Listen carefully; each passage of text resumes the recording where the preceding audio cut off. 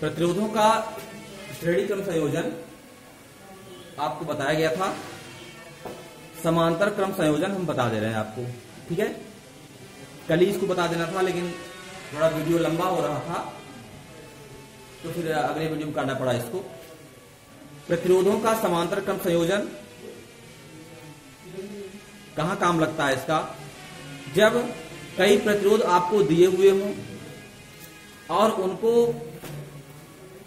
मतलब उनका कॉम्बिनेशन बनाना हो और हमको उनका जो इक्विवेलेंट रेजिस्टेंस है, तुल्य प्रतिरोध है, वो कम चाहिए। जब ज्यादा प्रतिरोध लगाना होता है तो कई प्रतिरोधों को जोड़ देते हैं श्रेणी क्रम में, और जब प्रतिरोध की कम आवश्यकता होती है, न्यूनतम करना होता है, तो उन्हीं प्रतिरोधों को हम समांतर क्रम में जोड़ देते हैं। श्रेणी क्रम में क्या होता है कि सभी प्रतिरोधों में एक ही धारा बहती है। श्रेणी क्रम में क्या होता है कि सभी प्रतिरोधों में एक ही धारा बहती है, और समांतर क्रम में क्या होता है कि जितने भी प्रतिरोध हैं उन सब में अलग अलग धारा बहती है। ज्यादा प्रतिरोध अगर है तो उसमें कम धारा जाएगी, कम प्रतिरोध है तो अधिक धारा जाएगी, क्योंकि इसमें जितने भी प्रतिरोध होते हैं सभी प्रतिरोधों के पहले पहले जो सिरे होते हैं वो एक बिंदु से ऐड होते हैं, और उन प्रतिरोधों के जो दूसरे सिरे होते हैं वह दूसरे बिंदु से जुड़े होते हैं। समझिए बात को। ऐसा जो संयोजन होता है वो कहलाता है समांतर क्रम संयोजन।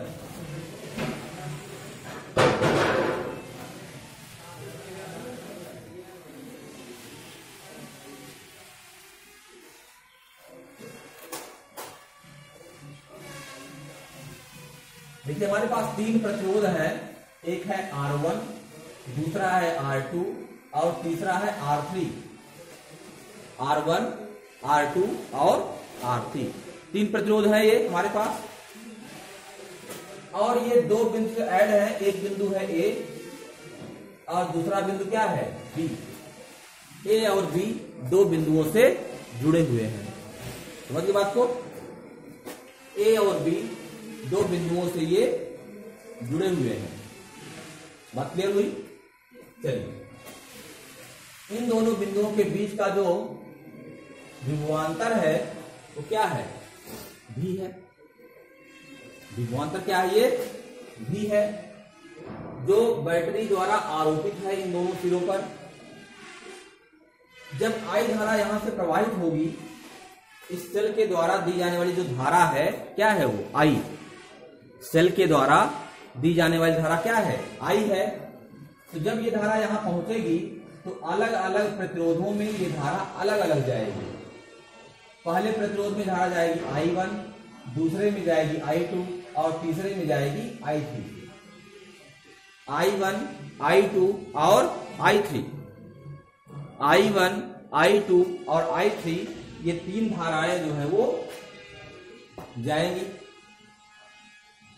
समझिए बात को आप। तो अब अगर आपसे पूछा जाए कि पहले वाले प्रतिरोध के लिए ओम का नियम लगा दीजिए। यहां पे पहले प्रतिरोध के लिए ओम का नियम लगाएंगे आप, तो क्या होगा? तो होता है V = IR। होता है नहीं होता है? V = IR। तो विभवांतर A और B के बीच का फिक्स है। I क्या है? धारा है। तो I1 धारा पहले में जा रही है और R1 प्रतिरोध है, तो V = हो जाएगा I1 R1। समझ गए? या यहां से I1 की वैल्यू हो जाएगी V/R1। दूसरे में आ जाइए, V = क्या हो जाएगा? I2 R2।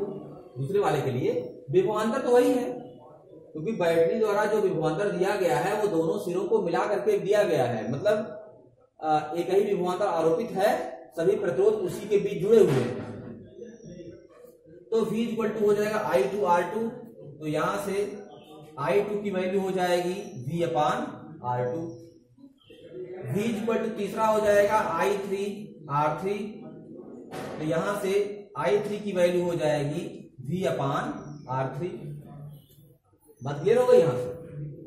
अब I1, I2 और I3 ये तीन अलग अलग धाराएं हैं, और तीनों धाराएं मिला करके ही तो धारा I के बराबर है। ये जो धारा हमारी आई जा रही थी वो 3 पार्ट में बढ़ जा रही थी, I1, I2 और I3। तो तीनों को मिलाएंगे, I equal to I1 plus I2 plus I3, I equal to I1 plus I2 plus I3। तो I1 की वैल्यू हो गई V/R1 प्लस I2 की वैल्यू हो गई V/R2 प्लस I3 की वैल्यू हो गई V/R3। I1 की वैल्यू V/R1, I2 की वैल्यू V/R2 और I3 की वैल्यू V/R3 है। समझिए बात को। अब अगर इन तीनों प्रतिरोधों को निकाल लिया जाए, इन तीनों प्रतिरोधों को हम निकाल लें और इनके स्थान पर एक ऐसा प्रतिरोध लगा दें हम जिसका कार्य वही हो जो ये तीनों प्रतिरोध मिलकर करते हैं, अर्थात ये तीनों प्रतिरोध मिलकर के जो कार्य कर सकते हो वह कार्य अकेले वो प्रतिरोध कर दे। यदि हम एक ऐसा प्रतिरोध यहां पर लगा दें, समझ गए बात को, तो उस अवस्था में सूत्र क्या लगेगा, V इक्वल टू IR। क्या लगेगा, V इक्वल टू IR, क्योंकि अकेला प्रतिरोध हो जाएगा तो पूरी धारा फिर उसी में जाएगी, बढ़ के नहीं जाएगी। क्या लगेगा, V इक्वल टू IR लग जाएगा उस समय, जहां पे R जो है इन तीनों प्रतिरोधों का तुल्य प्रतिरोध रहेगा। तो V इक्वल टू IR में जो I होगा इसकी वैल्यू क्या हो जाएगी, V/R। I इक्वल टू क्या हो जाएगी, V/R। तो यहां हम रख देंगे V/R। तो V कॉमन लेकर के यहां से काट दीजिए आप, तो क्या मिलेगा, 1/R equal to 1/R1 plus 1/R2 plus 1/R3। 1/R equal to 1/R1 plus 1/R2 plus 1/R3। Clear बात हो गई। ये प्रतिरोधों का समांतर क्रम संयोजन है। ठीक है, जब हम प्रतिरोधों को समांतर क्रम में जोड़ते हैं तो उनका जो परिणामी होता है वो बहुत कम हो जाता है। यहां तक कि जितने प्रतिरोध जुड़े हुए हैं समांतर क्रम में, उन सब प्रतिरोधों में जो सबसे कम ओम का प्रतिरोध रहेगा उससे भी कम हो जाएगा। जैसे 2 ओम, 10 ओम, 20 ओम प्रतिरोध जो है ये समांतर क्रम में जोड़े जाएं, ठीक है, तो जो परिणामी आएगा वो सबसे छोटा जो 2 ओम है उससे भी कम हो जाएगा।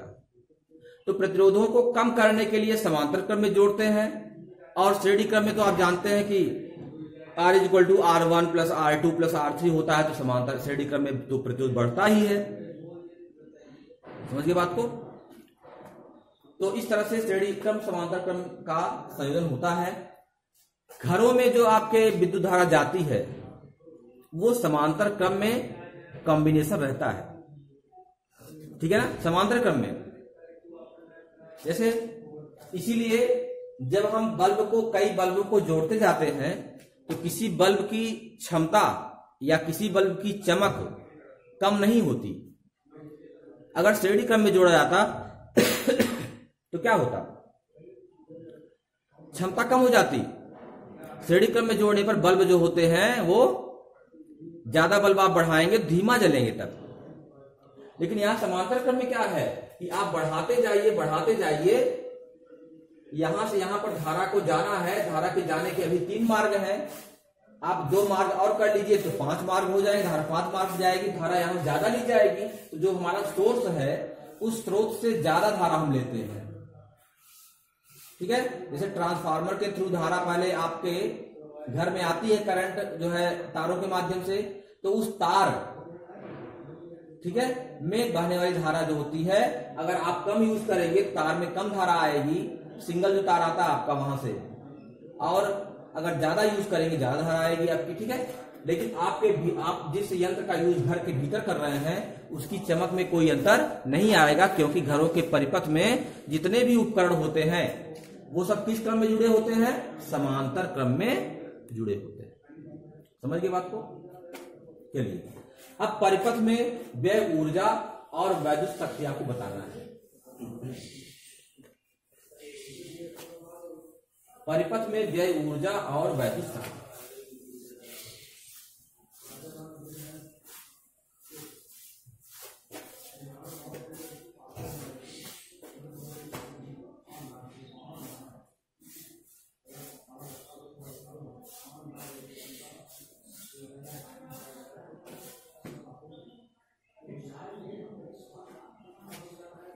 व्यय, ऊर्जा और शक्ति। समझ गए बात को? चलिए, जब किसी चालक में, चालक ही मान लीजिए तार है आपका, एल्यूमिनियम का है तार या जिंक का है या तांबे का है, धारा बहती है तो इलेक्ट्रॉनों का जब प्रवाह होता है तो इलेक्ट्रॉन क्या होता है कि चालक के परमाणुओं से टकराते हैं। एल्यूमिनियम है तो एल्यूमिनियम के परमाणु से टकराएंगे, जस्ता है जस्ते के परमाणु से टकराएंगे, तांबा है तांबे के परमाणु से टकराएंगे। ठीक है, टकराने में क्या होता है कि जो इलेक्ट्रॉन फ्लो करते हैं, मुक्त इलेक्ट्रॉन, उनकी ऊर्जा में कमी आ जाती है, क्योंकि वह अपनी ऊर्जा चालक के परमाणुओं को ट्रांसफर कर देते हैं। ठीक है ना, तो उनकी ऊर्जा में कमी आ जाएगी। फिर आगे बढ़ना है तो ऊर्जा कहां से लेंगे? वो किसी स्रोत से ऊर्जा लेंगे, किसी स्रोत से ऊर्जा लेंगे वो, तब धारा आगे बढ़ेगी। तो कहने का मतलब जब चालक में विद्युत का प्रवाह होता है या मुक्त इलेक्ट्रॉनों का प्रवाह होता है तो मुक्त इलेक्ट्रॉन चालक के परमाणुओं से टकराते रहते हैं और इस टक्कर में वैद्युत ऊर्जा उनकी व्यय होती रहती है। समझे बात को? कहने का मतलब कि जब किसी परिपथ में धारा बहती है तो उस परिपथ में एक विद्युत ऊर्जा व्यय होती है। उस वैद्युत ऊर्जा क्या मान होता है, उससे कितनी ऊष्मा उत्पन्न होती है और विद्युत शक्ति क्या है, ये आपको जानना है। अगर कोई चालक हमारे पास है, इस चालक के भीतर इलेक्ट्रॉनों का प्रवाह हो रहा है। इलेक्ट्रॉनों का प्रवाह तो तभी होगा जब इस चालक के सिरों पर आप विभवांतर आरोपित करेंगे, तभी तो प्रवाह होगा। मान लीजिए चालक के सिरों पर आरोपित विभवांतर है V, ठीक है ना, और चालक में प्रवाहित होने वाले जो आवेश हैं, आवेशों का मान क्या है? Q। चालक में प्रवाहित होने वाले आवेशों का मान क्या है? Q है। तो आपको पता है कि चालक में व्यय होने वाली जो ऊर्जा है अगर W होगी तो V इक्वल टू क्या फार्मूला होता है? W upon Q। V equal to क्या होता है? W upon Q। क्या होता है? विभवांतर बराबर व्यय होने वाली ऊर्जा बटे आवेश, V equal to W upon Q, या W इक्वल टू होता है V into Q। W equal to क्या होता है? VQ। Q का मान क्या होता है? IT। Q equal to IT आप जानते हैं, तो हो जाएगा VIT। तो व्यय होने वाली ऊर्जा क्या हो जाएगी? W equal to VIT। Clear बात हो गई? तो परिपथ में व्यय होने वाली ऊर्जा पूछी जाए आपसे तो आप बता देंगे W इक्वल टू क्या होता है? VIT। तो ये तो VI की पदों में है। मान लीजिए अगर हम विभवांतर का सूत्र लिखना चाहें तो V का सूत्र होता है IR, होता है ना, तो V इक्वल टू IR यहां रख दें तो I गुणे I हो जाएगा I स्क्वायर R और यहाँ T। V equal to I अगर हो जाएगा तो हो जाएगा I स्क्वायर RT। तो आप ये भी सूत्र समझ सकते हैं इसका। और अगर I की वैल्यू आप V अपान R यहां रखना चाहें तो हो जाएगा V इंटू V अपान R इंटू T। तो V इंटू V हो जाएगा V स्क्वायर, तो V square upon R into T।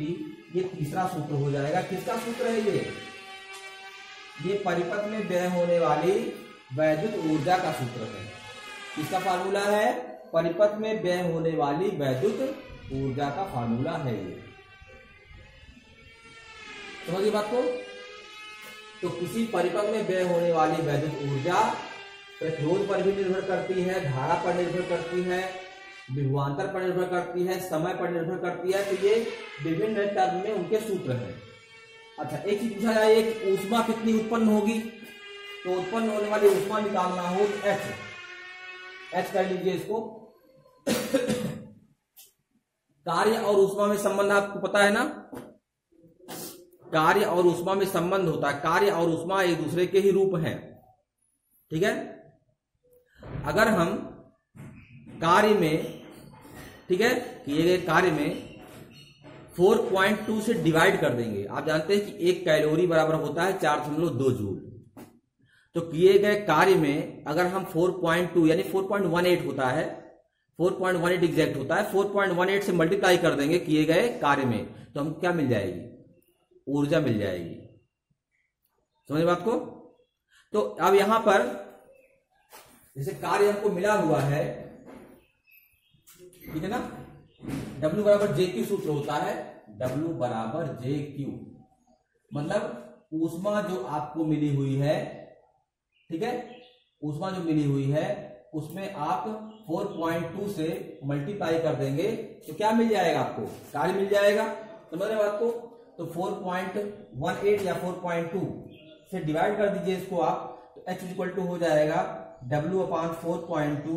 तो जो सारे टर्म्स हैं VQ अपान 4.2, एग्जैक्ट 4.18 होता है, 4.2 लिखा जाता है उसको, VIT upon 4.2 is equal to I square RT upon 4.2 is equal to V square बटे R इंटू टी अपान यहाँ 4.2 है ना। देख रहे हैं इस चीज को। तो कहने का मतलब ये हुआ उत्पन्न होने वाली जो ऊष्मा है उस ऊष्मा का ये फार्मूला जो है होता है। अब आपसे पूछा जाए कि बताइए वैद्युत शक्ति क्या होती है। वैद्युत शक्ति,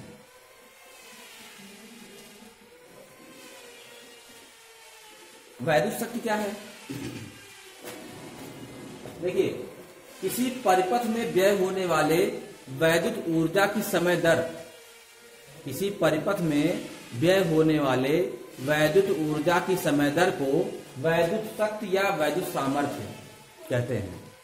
किसी परिपथ में व्यय होने वाले वैद्युत ऊर्जा की समय दर को वैद्युत शक्ति या वैद्युत सामर्थ्य कहा जाता है। ठीक है।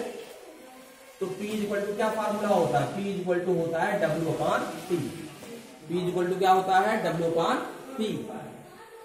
तो जितने भी ये W के टर्म्स हैं, W के जितने भी टर्म्स हैं इनमें हम T से डिवाइड कर देंगे।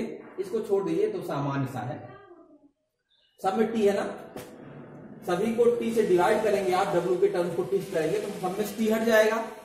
यहां हो जाएगा VI, यहां हो जाएगा I स्क्वायर R और यहां हो जाएगा V स्क्वायर अपान R। ये वैद्युत शक्ति का फार्मूला है। इसका फार्मूला है ये वैद्युत शक्ति का। P equal to W upon T होता है, P equal to VI equal to I square R equal to V square upon R। ठीक है।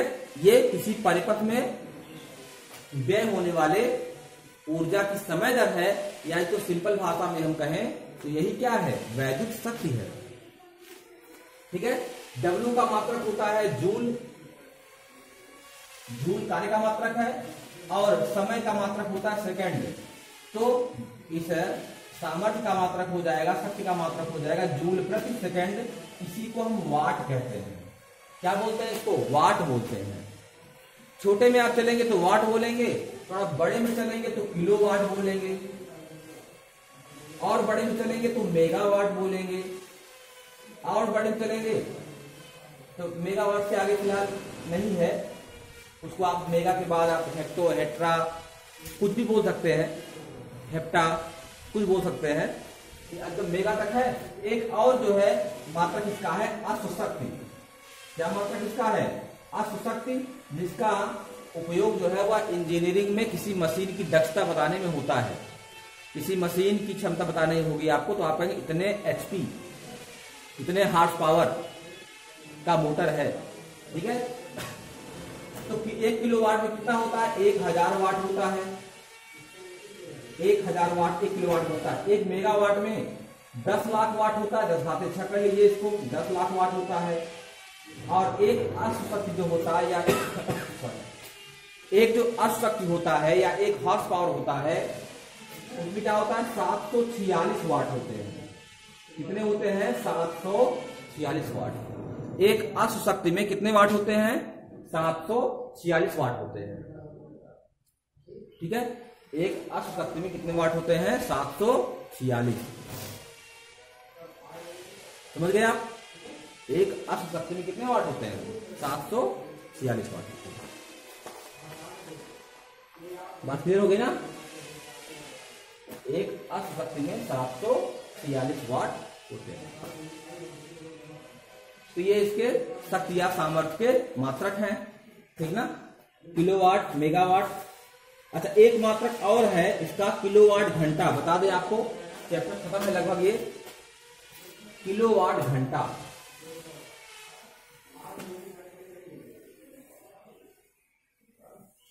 पढ़ा होगा आपने हाई स्कूल में भी इसको। किलोवाट घंटा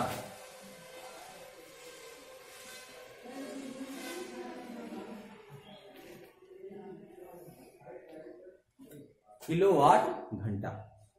किलोवाट घंटा जो है यह किसी परिपथ में व्यय होने वाली वैद्युत ऊर्जा की माप है।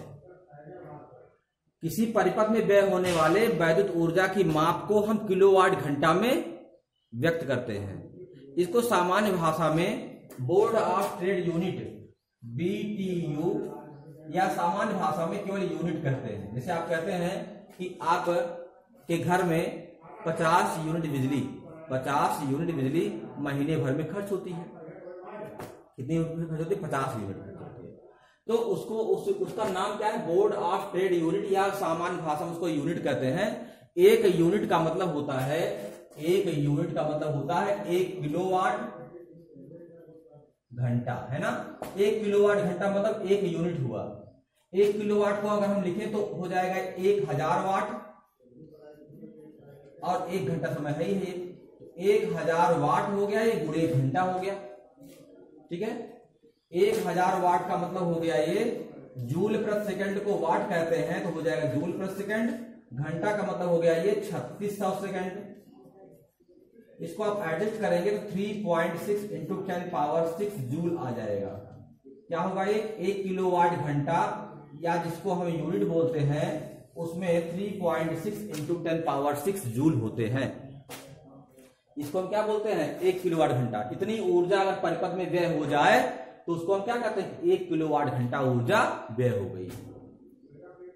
ठीक है, दूसरे शब्दों में अगर इसकी परिभाषा आप देना चाहें तो कह सकते हैं कि 1 किलोवाट घंटा किसी परिपथ में व्यय होने वाले वैद्युत ऊर्जा की वह माप है। 1 किलोवाट घंटा किसी परिपथ में व्यय होने वाली वैद्युत ऊर्जा की वह माप है जो किसी परिपथ में 1 घंटे में व्यय होती है, जबकि परिपथ की शक्ति 1 किलोवाट हो। परिपथ की शक्ति 1 किलोवाट का क्या मतलब हुआ?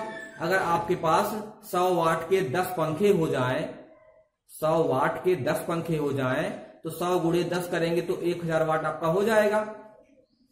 तो 1000 वाट का मतलब हो गया 1 किलोवाट। तो 1 किलोवाट के अगर आइटम आपके घर में लगे हुए हैं और वो 1 घंटे तक लगातार रन कर रहे हैं, चल रहे हैं, तो आप 1 यूनिट बिजली खर्च कर डालेंगे। समझ रहे बात को? तो आप 1 किलोवाट घंटा बिजली खर्च कर डालेंगे। इसलिए 1 किलोवाट घंटा विद्युत ऊर्जा की वह मात्रा है जो 1 घंटे में व्यय होती है, जबकि परिपथ की शक्ति 1 किलोवाट की हो। ठीक है, यहां तक समझ गए बात को? इतना हो गया। अगर आपको यह दिया जाए कि इतने वाट के बल्ब है, इतने वाट का पंखा है, इतने वाट का रेफ्रिजरेटर है, ये चल रहा है, और कितनी बिजली आपने व्यय किया, तो किलोवाट घंटा है ना, इसको आप, क्योंकि परिपथ में जो क्षमता दी रहेगी वाट में दी रहेगी, तो इसको आप वाट गुणे घंटा बटे 1000 कर देंगे तो सीधे जो मान है वह आ जाएगा यूनिट में। क्या आ जाएगा? यूनिट में आ जाएगा। ठीक है, ये मान आ जाएगा आपका यूनिट में। ठीक है, जैसे आपसे कहा जाए कि 100 वाट के 10 बल्ब है, 5 वाट का 20 पंखा है, 10 वाट का मतलब कुछ दिया हो, तो क्या करें? जितने वाट का दिया हो, जैसे 10 वाट के बल्ब है, माफ कीजिएगा 10 वाट का बल्ब, 7 वाट के एलईडी आ रहे हैं, 5 वाट का आ रहा है, जो वाट में दिया रहेगा उसको यहां रख लीजिए कितने घंटे चलता है दिन भर में। अगर एक दिन का निकालना तो घंटे में यहां रख दीजिए, 24 घंटे कितना देर चलता है वो एक दिन के लिए, यहाँ बटे 1 कर देंगे तो आप आ जाएगा यूनिट। एक महीने पूछेगा तो आप 30 से मल्टीप्लाई कर देंगे, वो आ जाएगा आपका एक महीने में कितना खर्च होगा। ऐसे जितने भी आइटम्स आपको दिए रहेंगे, रेफ्रिजरेटर मान लीजिए 10 घंटे चलता है, वो 500 वाट पे काम करता है तो यहाँ 500 रखेंगे, 10 घंटे चलता 10 रखेंगे बटे 1000, आप निकाल लेंगे तो एक दिन में कितनी ऊर्जा व्यय होगी आ जाएगा। महीने भर का पूछेगा, सप्ताह भर का पूछेगा तो उसी में 7 से गुणा कर देंगे या 30 से गुणा कर देंगे तो कितने बिजली यूनिट में वो लेगा वो निकल जाएगा। तो ऐसे हर आइटम कितने बिजली लेंगे यूनिट में आप उसको जोड़ लेंगे तो पूरी कितनी बिजली आप महीने भर में खर्च कर रहे हैं वो मालूम हो जाएगा। और अगर दिया रहे कि प्रति यूनिट का इतना दाम है, 4 रुपए 55 पैसे है या 5 रुपए 50 पैसे कुछ भी दिया है, उसी से मल्टीप्लाई कर देंगे तो बिजली का कुल मूल्य कितना होगा महीने भर में खर्च का मूल्य, वो मूल्य भी मालूम चल जाएगा। ठीक है ना, तो वाट गुणे घंटे बटे 1000 कर देंगे आप तो आपको मिल जाएगा। यहां से वाट में 1000 से भाग देने के बाद ही किलोवाट बना था ये, समझ रहे बात को? कहीं कहीं पर वाट अगर नहीं दिया हुआ है, सीधे बल्ब की क्षमता नहीं दी गई है, तो कितने विभवांतर पर चल रहा है, कितनी धारा बह रही है, तब आपको V गुणे I गुणे T का सूत्र लगाना पड़ेगा बटे 1000। यहां से आपको यूनिट मिल जाएगा या किलोवाट घंटा मिल जाएगा। यहां से आप निकाल सकते हैं। विभवांतर धारा दिया रहेगा तो ये सूत्र लगा दीजिएगा। यहां भी समय घंटे में ही है, समय हर जगह घंटे में ही है, सेकंड में समय नहीं है। तो यहां भी घंटे में है, यहां भी घंटे में है, वाट नहीं है तो P इक्वल टू VI का सूत्र होता है ना, वो ये देखिए P इक्वल टू VI का फार्मूला मिटा दिया हमने। यहाँ पे P इक्वल टू VI होता है, वही VI यहाँ रखा गया है। तो क्षमता अगर दी गई है कितने वाट का बल्ब है तो वो सीधे रख देंगे, नहीं दिया गया तो V इंटू I दिया रहेगा, वो रख करके हम इसको निकाल सकते हैं। तो चैप्टर आपका ये समाप्त हो गया है। आप इसको नोट्स बनाकर कंप्लीट कर लीजिएगा, ठीक है। और इतने तक का नोट्स आप दिखाइए हमको, ठीक है। इतने वैद्युत चालन तक का नोट्स मैं इसको चेक करूंगा।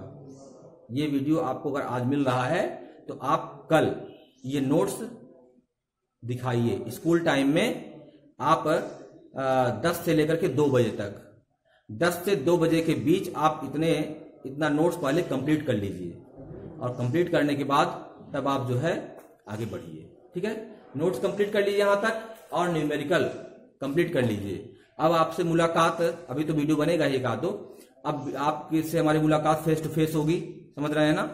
कब? मंडे से आप अल्टरनेट विद्यालय आएंगे। कुछ बच्चे जो है वो सोमवार को आएंगे, मंगलवार को नहीं आएंगे, बुधवार को आएंगे, बृहस्पतिवार को नहीं आएंगे, कुछ मंगलवार को आएंगे, बुधवार को नहीं आएंगे, है ना। इस तरह से होगा, वो आपको शेड्यूल मिल जाएगा कितने से कितने रोल नंबर वाले किस दिन आएंगे। तो अब आपसे मुलाकात हमारी होती रहेगी, ऑनलाइन भी होगी, ऑफलाइन भी होगी, ठीक है। तो अपनी समस्या आप क्रिएट किए रहिएगा, बताइएगा जैसा होगा। इतना नोट्स आप पहले कंप्लीट कर लीजिए अच्छे से।